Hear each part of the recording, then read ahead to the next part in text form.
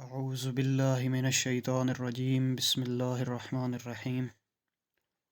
حدیث مبارکہ سے شروع کرتے ہیں۔ حدیث مبارکہ ہے خیرکم من تعلم القرآن وعلمہ، تم میں سے بہترین شخص وہ ہے جو خود قرآن سیکھے اور دوسروں کو سکھائے۔ معزز و محترم سامعین اکرام، السلام علیکم۔ میرے دوستوں، بزرگوں، بھائیوں، جیسا کہ آپ جانتے ہیں آج کل سوشل میڈیا کا دور ہے۔ تقریباً ہر بچے، بوڑھے، نوجوان، مرد و عورت، ہر کسی کے پاس موبائل کا ہونا عام سی بات ہے۔ سامعین کرام، اگر دیکھا جائے تو ہر روز ہم کتنا نیٹ استعمال کرتے ہیں، مختلف قسم کی ویب سائٹس، مختلف قسم کی ایپ استعمال کرتے ہیں اور اپنا قیمتی وقت ضائع کرتے ہیں۔ موبائل ہاتھ میں ہونے کی وجہ سے ہم قرآن سے اور قرآن کی تعلیمات سے بہت دور ہوتے جا رہے ہیں۔ تو آئیے اپنے اس وقت کو قیمتی بنائیں اور قرآن و سنت کی تعلیمات سیکھیں اور دوسروں کو سکھائیں، تاکہ ہمیں دنیا و آخرت کی کامیابی حاصل ہو، اللہ ہم سے راضی ہو جائے، ہمارا موبائل استعمال کرنا ہمارے لیے پکڑ کا باعث نہ بنے بلکہ ہماری بخشش کا ذریعہ بنے اور ہمارے لیے صدقہ جاریہ بنے۔ آئیے خود بھی اس نیک کام میں شامل ہوں اور دوسروں کو بھی نیک کام کی دعوت دیں۔ سامعین کرام، ہم نے آغاز کیا ہے قرآن مجید کے ترجمے کا، تو روزانہ ہم قرآن مجید کی چند آیات تلاوت کریں گے اور ان کا ترجمہ کریں گے۔ آپ لوگوں نے ہمارا ساتھ دینا ہے، ویڈیو کو شروع سے لے کر آخر تک دیکھنا ہے۔ ویڈیو پسند آئے ویڈیو کو لائک کرنا ہے اور شیئر کرنا ہے، تاکہ آپ کی وجہ سے کوئی اور انسان بھی قرآن پاک کی تلاوت اور ترجمہ سن سکے۔ اس کا ثواب آپ کو بھی ملے گا۔ جب تک یہ ویڈیو شیئر ہوتی رہے گی تو اس کا ثواب آپ کے نامہ اعمال میں فرشتے لکھتے رہیں گے۔ تو بغیر وقت ضائع کیے شروع کرتے ہیں آج کا سبق۔ پہلا سبق ہے آج سورۃ فاتحہ سے شروع کریں گے۔ سورۃ فاتحہ مکی سورت ہے۔ سورۃ فاتحہ کے دو حصے ہیں۔ پہلے حصے کی چند آیات تلاوت کریں گے۔ پہلے حصے میں اللہ تعالیٰ کی توحید اور اللہ کی حمد و ثنا بیان کی گئی ہے، اور سورہ فاتحہ کے دوسرے حصے میں اللہ تعالیٰ سے دعا کی گئی ہے کہ اللہ ہم کو سیدھے راستے پر چلا اور ہمیں عذاب سے محفوظ فرما۔ خیر، وہ بعد کا سبق ہے۔ پہلے سبق کی طرف چلتے ہیں، پہلا سبق شروع کرتے ہیں۔ اعوذ باللہ من الشیطان الرجیم بسم اللہ الرحمن الرحیم۔ الحمد للہ رب العالمین۔ الحمد للہ، سب تعریفیں اللہ کے لیے ہیں، رب العالمین، جو پالنے والا ہے سارے جہان کا۔ سامعین کرام، اس آیت میں دو چیزیں بیان کی گئی ہیں۔ سب سے پہلے کہ تمام تعریفیں اللہ کے لیے ہیں۔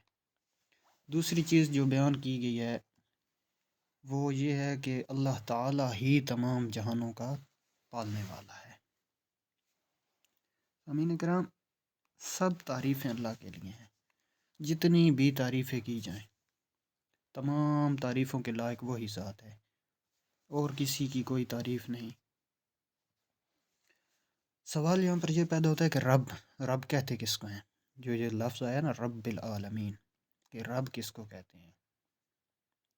سامعین کرام، رب اسے کہتے ہیں جو تمام جہانوں کا پالنے والا ہو، تمام انسانیت کا، تمام مخلوقات کا خالق ہو اور ان کے رزق کا بندوبست کرنے والا ہو۔ جیسا کہ آپ دیکھتے ہیں اللہ تعالیٰ انسانوں کو، جانوروں کو، حشرات الارض کو، کیڑے مکوڑوں کو، تمام چیزوں کو وہی رزق دے رہا ہے۔ تو سب تعریفیں بھی اسی اللہ ہی کے لیے ہیں، جو بہت بڑے شان والا ہے، بہت بڑے مرتبے والا ہے، بہت بڑے مقام والا ہے۔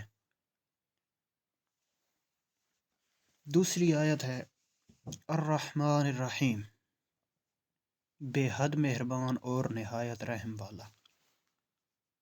سامعین کرام، اس آیت میں اللہ تعالیٰ کی دو صفات بیان کی گئی ہیں، ایک کہ وہ رحمان بھی ہے اور رحیم بھی ہے۔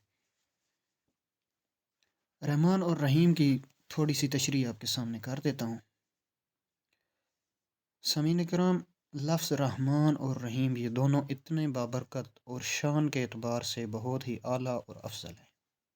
ان کے بارے میں مفسرین کرام فرماتے ہیں کہ اللہ تبارک و تعالی نے رحمان اور رحیم والی صفت میں سے صرف ایک حصہ اس روئے زمین پر اتارا ہے اور باقی 9 حصے قیامت کے دن کے لیے مخصوص ہیں۔ زمین پر اللہ اپنی اس صفت کی اتنی برکت فرما دی اللہ تعالیٰ تمام انسان کو اسی رحمان اور رحیم کی صفت ہونے کی وجہ سے رزق عطا فرما رہے ہیں۔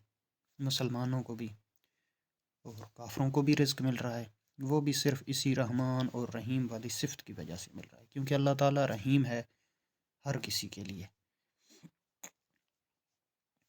اب دیکھیے، ان لوگوں کو بھی رزق مل رہا ہے جو اللہ تعالیٰ کو نہیں مانتے۔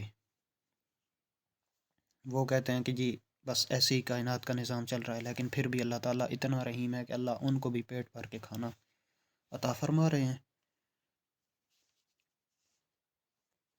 رزق تو اب جانوروں کو بھی مل رہا ہے، جانور بھی روز کھاتے ہیں، حتیٰ کہ سمندر کی تہہ میں رہنے والے آب حیات جو کہ انسانی تصور سے کہیں بڑھ کر ہیں، ان کو بھی وقت پر رزق مل رہا ہے۔ تو یہ اس رحمان کی صفت ہے کہ اللہ تعالیٰ ان کو بھی رزق عطا فرما رہا ہے۔ اور اب دوسرا اس میں جو لفظ ہے اس آیت میں رحمان کے بعد ہے رحیم۔ اگر رحیم کی تھوڑی سی تشریح کریں تو ہم اندازہ بھی نہیں کر سکتے کہ وہ کتنا رحیم ہے۔ اس رب نے ہمیں کتنی نعمتوں سے نوازا ہے، یہاں تک کہ ہم اس کی نعمتوں کو شمار بھی نہیں کر سکتے۔ اور انسان کی فطرت ہی ایسی ہے کہ انسان ناشکرہ ہے۔ اکثر اوقات ہم رب تعالیٰ کی بے شمار نعمتوں کو استعمال کرتے ہیں۔ ان میں سے چند ایک کا ذکر کر دیتا ہوں۔ سب سے پہلے ہمارا مسلمان پیدا ہونا کتنی بڑی نعمت ہے کہ اللہ تعالیٰ نے ہمیں مسلمانوں کے گھر میں مسلمان پیدا فرمایا۔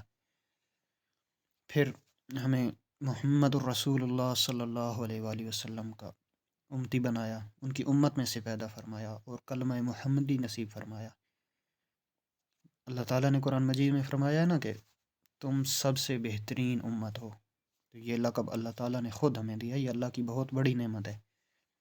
پھر اگر انسان اپنی طرف توجہ کرے اپنی صحت پر کہ یہ صحت کتنی بڑی نعمت ہے اللہ کی، اسی طرح اور بھی اللہ کی بہت انگنت نعمتیں ہیں، کوئی ہم شمار ہی نہیں کر سکتے۔ اب آپ دیکھ لیں سانس لینا، یہ کتنی بڑی اللہ کی نعمت ہے۔ دن میں کتنی مرتبہ ہم سانس لیتے ہیں اور سانس پھر باہر نکالتے ہیں۔ اگر سانس آنا بند ہو جائے تو انسان ختم ہو جاتا ہے۔ یہ اللہ کی بہت بڑی نعمت ہے، لیکن اس کے باوجود بھی ہم اس کا شکر ادا نہیں کرتے۔ تو وہ اتنا رحیم ہے کہ ہم اس کی تمام نعمتیں استعمال کر کے اس کا شکر نہیں ادا کرتے، پھر بھی وہ ہمیں پکڑتا نہیں ہے اور نہ سزا دیتا ہے اور نہ ہی ہمارا رزق ختم کرتا ہے۔